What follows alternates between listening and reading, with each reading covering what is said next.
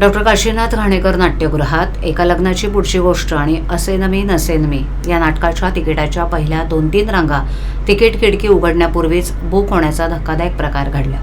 या प्रकाराची काही नाट्यरसिकांनी भाजपाचे माजी गटनेते नारायण पवार यांच्याकडे तक्रार केली आहे। ठाण्यातील राम गणेश गडकरी रंगायतन नाट्यगृहाचं नूतनीकरण सुरू असल्यामुळे हिरानंदानी मेडोज येथील डॉक्टर काशीनाथ घाणेकर नाट्यगृहात मराठी नाटकांचे प्रयोग होत आहेत। नाट्यगृहाच्या नियमानुसार प्रयोगाच्या 4 दिवस आधी नाट्यगृहातील पहिल्या 5 रंगांची तिकीट विक्री सुरू होते, तर मागील रंगांमधील तिकीटं फोन बुकिंग आणि ऑनलाईन पद्धतीनं विक्री केली जातात। त्यानुसार 30 एप्रिल रोजी होणाऱ्या एका लग्नाची पुढची गोष्ट आणि 1 मे रोजी होणाऱ्या असे न मी नसेन मी नाटकाची तिकीटं काढण्यासाठी 5 पाखाडीतून काही नाट्यरसिक पुढील रांगेतील तिकीटं मिळवण्यासाठी सकाळी 7:30 नंतर पोहोचले। सकाळी 8:30 वाजता दोन्ही नाटकाच्या बुकिंगसाठी खिडकी उघडल्यावर 1ली ते 4थी पर्यंतच्या रांगेतील मध्यवर्ती ठिकाणची तिकीटं बुक झाली असल्याचं सांगण्यात आलं। दोन्ही नाटकांच्या बुकिंग खिडकीवर अशी स्थिती होती।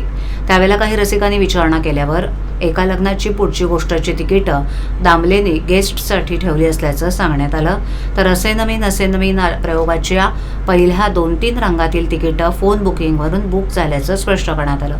प्रत्यक्षात नियमानुसार फोन बुकिंगच्या माध्यमातून 6व्या रांगेतील तिकीटं बुक केली जात असल्याचं समजतं।